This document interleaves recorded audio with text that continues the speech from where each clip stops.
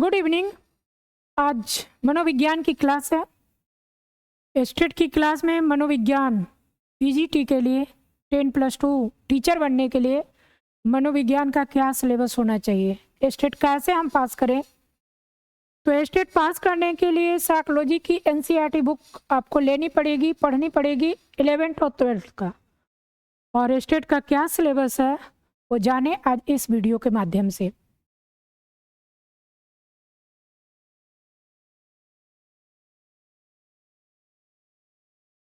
Bihar state 2025 syllabus psychology मनोविज्ञान। ये basic concept NCERT basic concept देती है, यानी एनसीईआरटी 11th और 12th दोनों आप पढ़ते हैं तो आपका बेसिक मनोविज्ञान आसान से कंप्लीट हो जाएगा। आसान से कहने मतलब सारे फैक्ट्स को आप जान पाइएगा। जब आप मनोविज्ञान पढ़ने के लिए बैठती होंगी तो लगता होगा कि क्या पढ़ें जो स्टेट हो जाए। पहले आपको समझना होगा कि स्टेट पेपर 2 में आपको 10+2 टीचर बनने के लिए स्टेट देना पड़ेगा। इसमें 150 क्वेश्चन होते हैं। 150 क्वेश्चन में 100 नंबर का जो क्वेश्चन होता है वो साइकोलॉजी से होता है और 50 नंबर का जो क्वेश्चन होता है वो आपको टीचिंग एप्टीट्यूड से होता है। पहले हम साइकोलॉजी के बारे में जानेंगे कि 100 नंबर का साइकोलॉजी होता है तो कितना यूनिट पढ़ना है। तो एनसीईआरटी 11th और 12th मिलाकर टोटल आपको 15 यूनिट पढ़ना है और 15 यूनिट में आप थोड़ा सा इम्पॉर्टेंट यूनिट को छाट लीजिएगा तो स्टेट आराम से कंप्लीट हो जाएगा। 50 नंबर टीचिंग एप्टीट्यूड होता है जिसमें 30 नंबर आर्ट ऑफ टीचिंग होता है और 20 नंबर आपका जीके जीएस ईवीएस रीजनिंग और 5 नंबर आपका मेंटल एबिलिटी होता है, यानी मैथ्स होता है। अब आपको टीचिंग एप्टीट्यूड 50 नंबर में 40 नंबर आपको आसान से आ जाएगा, क्योंकि आर्ट ऑफ टीचिंग से 30 में आप इतना बढ़िया से क्लास मेरे द्वारा करवाया जाएगा टीचिंग एप्टीट्यूड का क्लास, तो 30 में आपको 25 से 28 तक आ जाएगा और बाकी 20 नंबर में आपको 15 नंबर इधर से हो जाएगा। ओवरऑल 40 नंबर आप उधर से लाइएगा और आपका जो 100 मार्क्स है साइकोलॉजी उसमें आप 50 नंबर ले आइएगा तो 90 नंबर आप आराम से ले आ सकते हैं। नॉर्मलाइजेशन होता है, इसलिए हम ये नहीं कहेंगे कि 150 में 75 में आप पास हो जाइएगा, 75 नंबर लाइएगा तो पास हो जाइएगा। आपको कम से कम 90 नंबर बनाना होगा। नॉर्मलाइजेशन होगा भी तब पर भी आप 75 मार्क्स में पास हो जाइएगा। 50% लाना है। हम कैटेगरी की बात नहीं कर रहे हैं, हम जनरल की बात कर रहे हैं। तो 50 साइकोलॉजी से कर ले, 100 नंबर का साइकोलॉजी होता है, 50 उधर से कर ले और 50 में 40 टीचिंग एप्टीट्यूड कर ले।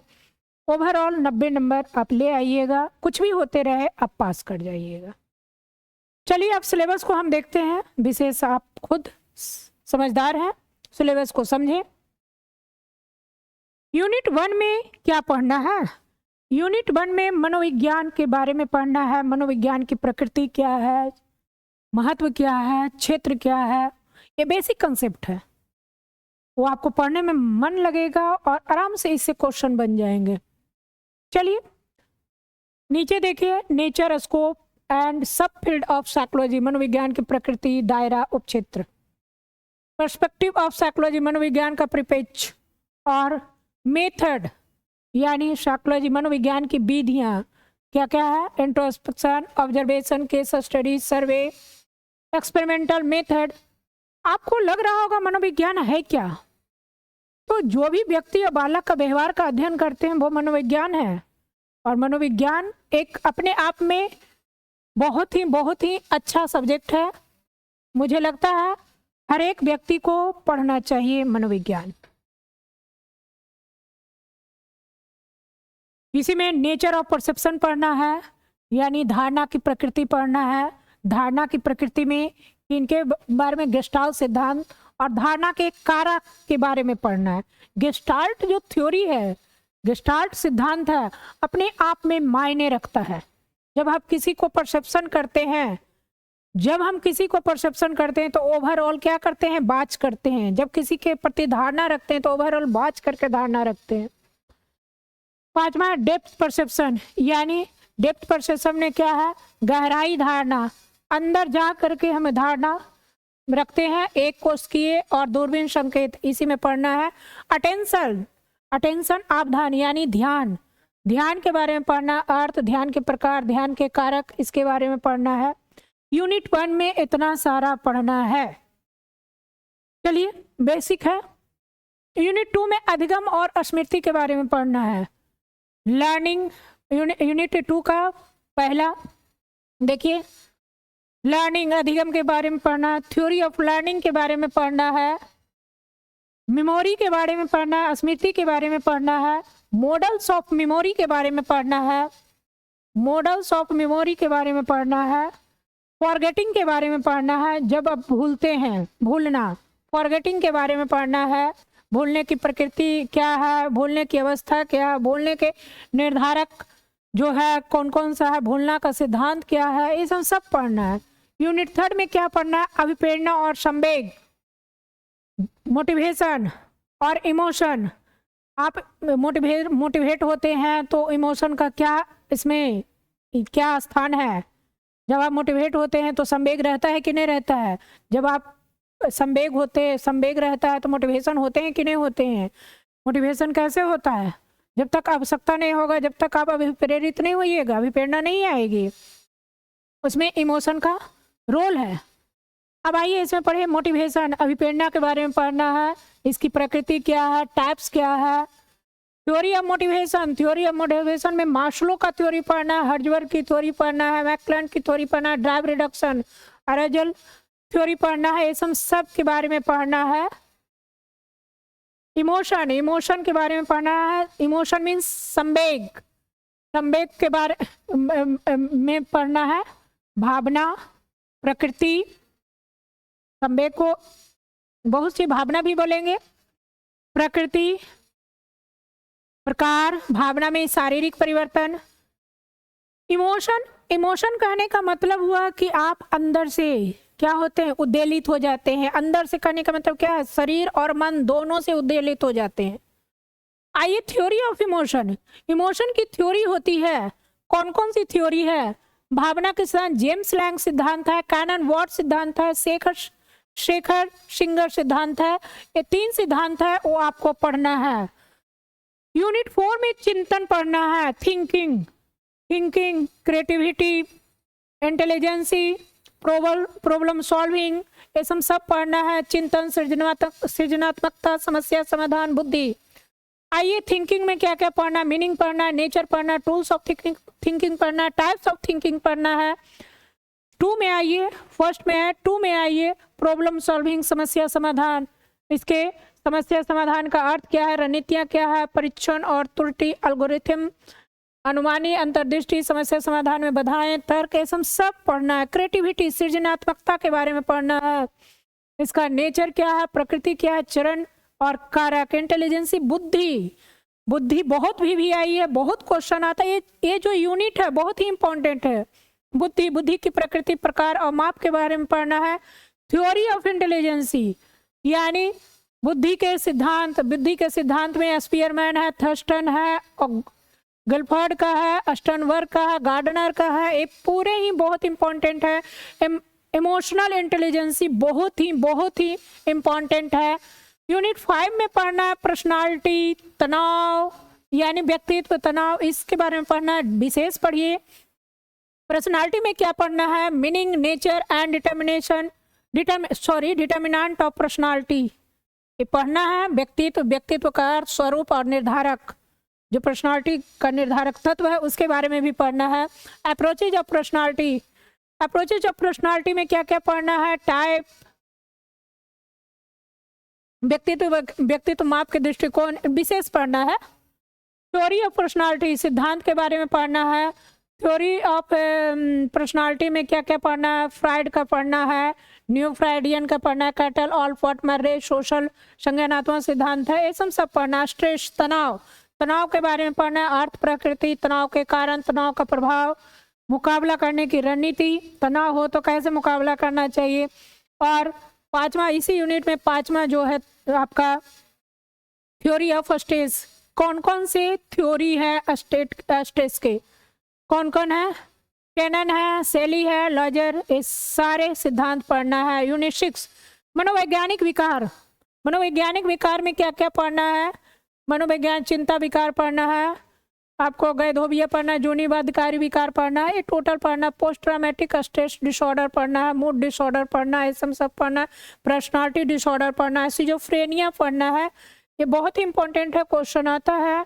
मानसिक मंदता, यूनिट 7 में क्या पढ़ना है? मानसिक मंदता, मेंटल रिटार्डेशन, मेंटल रिटार्डेशन पढ़ना है। ऑटिज्म के बारे में पढ़ना है, स्वालीनता के, ऑटिज्म स्वालीनता और attention deficit hyper active disorder, अतिक्रियाशीलता, अति सक्रिय विकार, अतिक्रियाशीलता विकार पढ़ना है। कंडक्ट डिसऑर्डर, आचरण विकार पढ़ना है। और आइए सोमाटोफॉर्म विकार, हाइपोचेंड्रियासिस और रूपांतरण विकार, ये सब पढ़ना है। कुछ नाम अजूबा लग रहा होगा, ये नाम है क्या, लेकिन जब आप अंदर में पढ़िएगा तो आराम से समझ में आएगा। शुरुआत में दिक्कत है, आपका एनसीईआरटी में टोटल है, एनसीईआरटी समझ में नहीं आता है, लेकिन आप टाइम दीजिएगा तो खुद समझ में आ जाएगा। यूनिट 8 में है न्यूरॉन के बारे में पढ़ना है, न्यूरॉन क्या है, न्यूरॉन सेल के बारे में पढ़ना है। सिनैप्स और सिनैप्टिक ट्रांसमिशन के बारे में पढ़ना है। फिर आप आइए नर्वस सिस्टम के बारे में, तंत्रिका तंत्र के बारे में पढ़ना है। लोब्स, इसके कितने लोब्स होते हैं, उसके फंक्शन के बारे में पढ़ना है। एंडोक्राइन ग्लैंड्स के बारे में पढ़ना है। आइए यूनिट 9, यूनिट 9 में क्या है? सोशल परसेप्शन के बारे में पढ़ना है, इंप्रेशन फॉर्मेशन एंड मैनेजमेंट के बारे में पढ़ना है। यूनिट 9 में पढ़ना है क्या? सामाजिक धारणा, सोशल परसेप्शन, सामाजिक संज्ञान, सोशल कॉग्निशन, सामाजिक प्रभाव, सोशल इन्फ्लुएंस और सामाजिक तनाव, सोशल स्ट्रेस के बारे में पढ़ना है। सोशल परसेप्शन में क्या क्या पढ़ना है? सामाजिक धारणा का अर्थ, मौखिक गैर मौखिक आंखें, इम्प्रेशन फॉर्मेशन एंड मैनेजमेंट के बारे में पढ़ना है। सोशल कॉग्निशन के बारे में पढ़ना है। सामाजिक अनुभूति, जब समाज में जाते हैं, समाज को देखते हैं तो क्या अनुभूति, क्या परसेप्शन करते हैं, उससे क्या सीखते हैं परसेप्शन करके। सोशल इन्फ्लुएंस के बारे में पढ़ना है। सामाजिक प्रभाव के बारे में पढ़ना है। इंटरपर्सनल अट्रैक्शन के बारे में पढ़ना है, एक दूसरे से आप जुड़ करके क्या अट्रैक्ट करती हैं। सोशल टेंशन के बारे में पढ़ना है। यूनिट 10 में पढ़ना है समूह के बारे में पढ़ना है, नेतृत्व के बारे में पढ़ना है, पूर्वाग्रह के बारे में पढ़ना है, मनोवृत्ति के बारे में पढ़ना है। अब समूह में क्या क्या पढ़ना है? समूह के प्रकार पढ़ना है, गठन पढ़ना है, समूह के कार्य पढ़ना है। लीडरशिप के बारे में क्या क्या पढ़ना है? नेतृत्व की प्रकृति क्या है, प्रकार क्या है, कार्य क्या है, प्रभाव क्या है, ये सब पढ़ना है। प्रीजुडाइस, पूर्वाग्रह के बारे में पढ़ना है। पूर्वाग्रह निर्धारक और न्यूनीकरण, एटीट्यूड, दृष्टिकोण, मनोवृत्ति, अभिवृत्ति, सब इसी को बोलेंगे। इसके बारे में पढ़ना। मनोवृत्ति की प्रकृति, घटक, गठन और परिवर्तन के बारे में पढ़ना। Balance theory and cognitive dissonance theory of attitude, ये पढ़ना है, थ्योरी पढ़ना है। मेजरमेंट ऑफ एटीट्यूड, किसी भी दृष्टिकोण को आप कैसे मापन कीजिएगा, मनोवृत्ति का मापन कैसे करना है, थर्स्टन और लिगट के स्केल के द्वारा करना है। Pro social behaviour, pro social behaviour कहने का मतलब क्या है? सामाजिक व्यवहार, प्राकृतिक और निर्धारक। एग्रेशन, एग्रेशन आक्रामकता, आक्रामकता है क्या? जब आपको कोई बोलता है तो आप क्या होते हैं, एक तरफा उस पर क्या करते हैं, उलझ पड़ते हैं। आक्रामकता, ये अंदर में अवसाद रहता है जिसके कारण ऐसा होता है, या आपका उस तरह का संस्कार रहता है, या आप बचपन से उसी को समझ रहे हैं कि ऐसा ही बोलना क्या है, प्रवृत्ति है। आइए यूनिट 11 में औद्योगिक मनोविज्ञान, अभिप्रेरणा, नेतृत्व। अब यूनिट 11 में इंडस्ट्रियल साइकोलॉजी के बारे में पढ़ना। इंडस्ट्रियल साइकोलॉजी में जो जो तथ्य है उसके बारे में पढ़ना है। इंडस्ट्रियल साइकोलॉजी, औद्योगिक मनोविज्ञान, अर्थ, प्रकृति, विकास, शास्त्रीय, नवशास्त्रीय युग, मोटिवेशन, कैसे हम मजदूर को अभिप्रेरित करेंगे, कैसे लोगों को अभिप्रेरित करेंगे, कैसे हम प्रोडक्ट बाजार में लाएंगे तो लोगों को कैसे प्रभावित अभिप्रेरित करेंगे। लीडरशिप, नेतृत्व, जब आप इंडस्ट्री में काम करते हैं तो कैसे लीडरशिप पावर लाएंगे।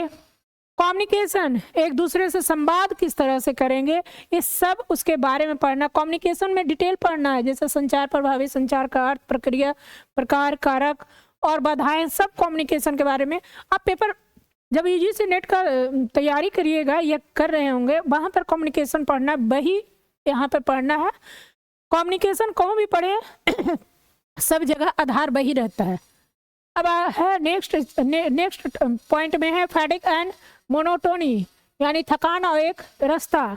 एक्सीडेंट दुर्घटनाएं मतलब औद्योगिक दुर्घटनाओं का कारण, निवारण, दुर्घटना की संभावना, सब इंडस्ट्री में से संबंधित है। नाम ही तो है इंडस्ट्रियल साइकोलॉजी। जॉब सेटिस्फैक्शन यानी नौकरी से संतुष्टि, उसके अर्थ, कारक और प्रभाव। यूनिट 12 में पढ़ना है क्लिनिकल साइकोलॉजी, नैदानिक मनोविज्ञान।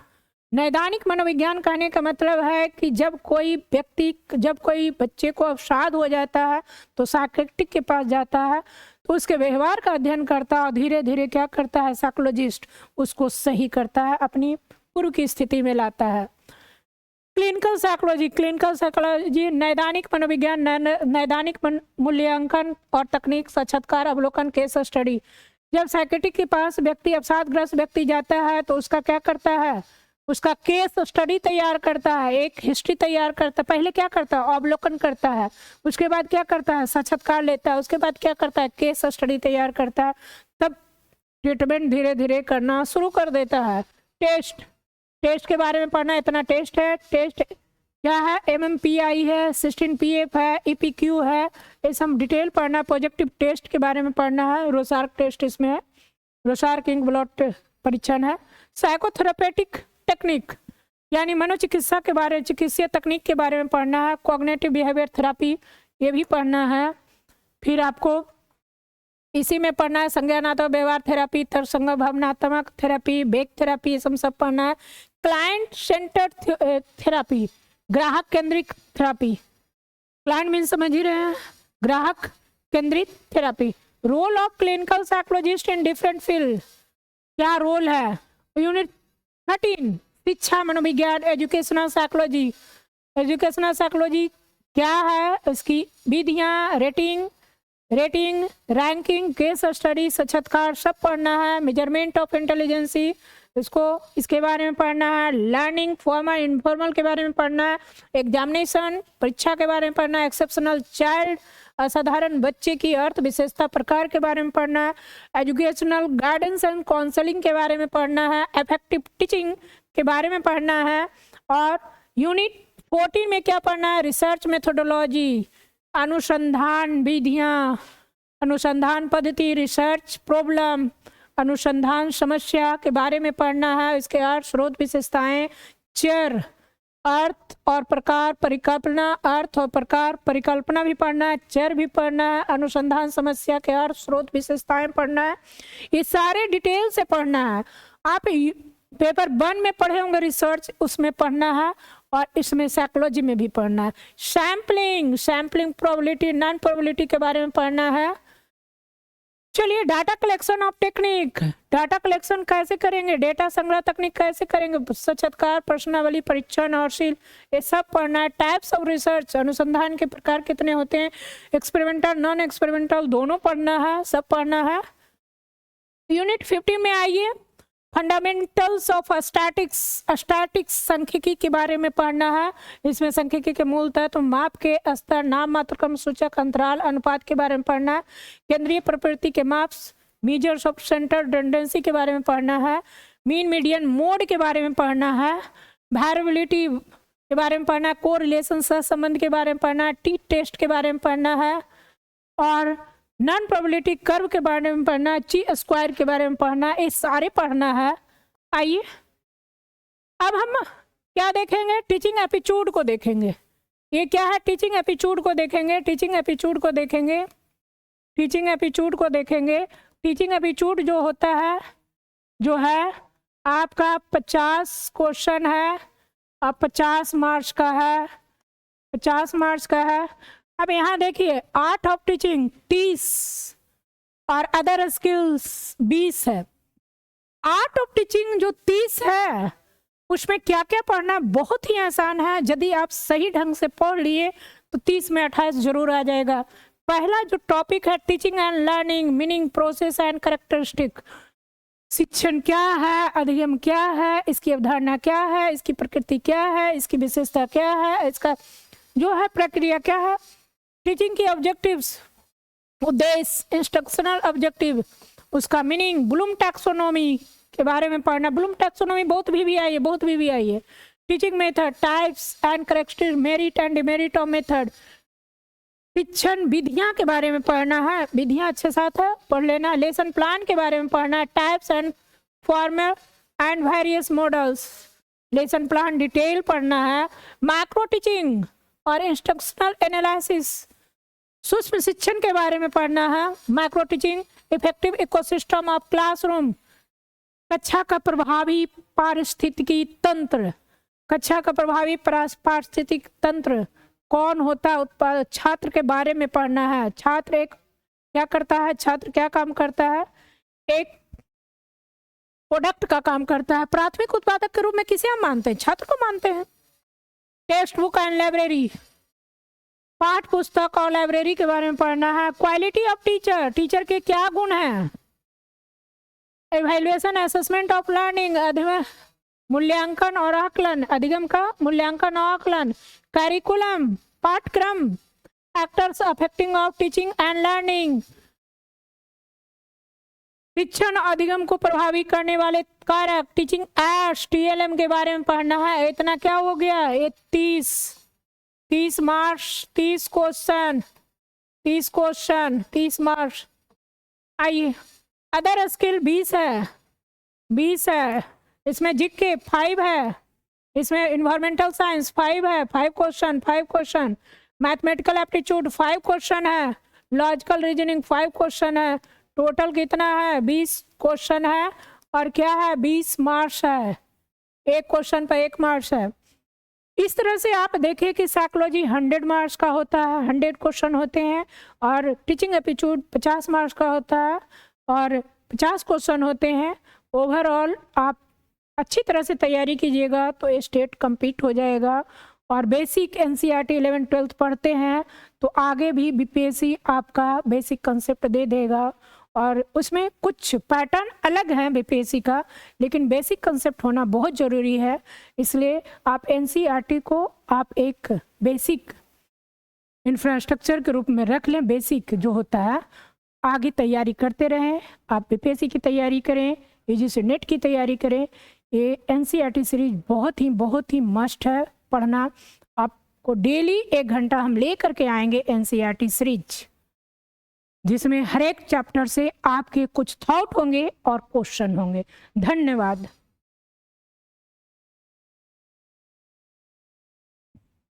चलो इसको स्टोर करो